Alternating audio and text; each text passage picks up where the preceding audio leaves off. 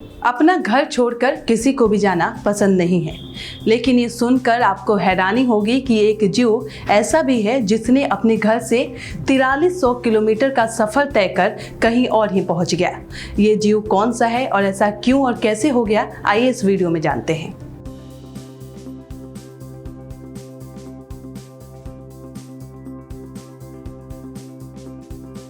उत्तरी ध्रुव के ठंडी वाले आर्कटिक इलाके में रहने वाला वालरस 4325 किलोमीटर दूर आयरलैंड के तट के पास दिखाई पड़ा। इस दुर्लभ नज़ारे को देखने के बाद पर्यावरण वैज्ञानिक काफ़ी चिंतित हैं। वो इसे बड़े बदलाव की निशानी बता रहे हैं। कोई जीव इतनी दूर अपना घर छोड़कर आ जाए तो ये बड़ी चेतावनी है प्राकृतिक बदलाव की। एक स्थानीय शख्स और उसकी 5 साल की बेटी ने आयरलैंड के काउंटी केरी इलाके के तट पर एक युवा वालरस को देखा। इसे देखने के बाद उन्होंने स्थानीय प्रशासन को सूचना दी, क्योंकि आयरलैंड में वालरस का दिखना अत्यधिक दुर्लभ है। ये वालरस आर्कटिक से आया था। इस स्थान से आर्कटिक की दूरी 4300 किलोमीटर से ज़्यादा है। ऐसे में ये नज़ारा देखना सबके लिए चौंकाने वाला था।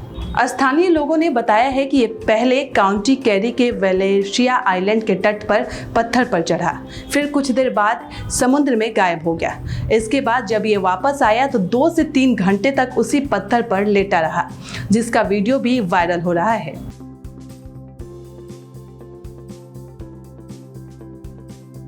WWF में आर्कटिक और मरीन लाइफ के सीनियर एडवाइजर टॉम अर्नबोम ने कहा है कि इस इलाके में वालरस का दिखना दुर्लभ है।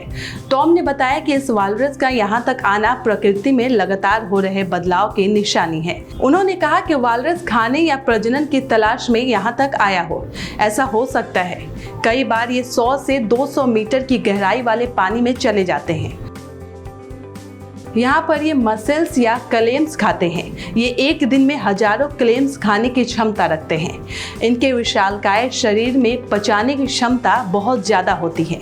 इनका आकार एक बड़े बैल की तरह होता है और ये काफ़ी बड़ा दिखते हैं। टॉम अर्नबोम कहते हैं कि ये भी हो सकता है कि ये अपने समूह से अलग हो गया हो। ऐसा भी हो सकता है कि वह किसी आइसबर्ग पर सोया हो और बहते हुए यहाँ तक आ गया हो। अगर ऐसा हुआ है तो ये वालरस ज़्यादा दिन जीवित नहीं रह सकेगा। हालांकि उन्होंने ये भी कहा है कि ये वालरस तस्वीरों में बीमार नहीं दिख रहा है। ऐसा भी संभव है कि ये वालरस अपने घर का रास्ता ढूंढकर वापस फिर चला जाए, लेकिन फिलहाल ये नज़ारा अत्यधिक दुर्लभ है।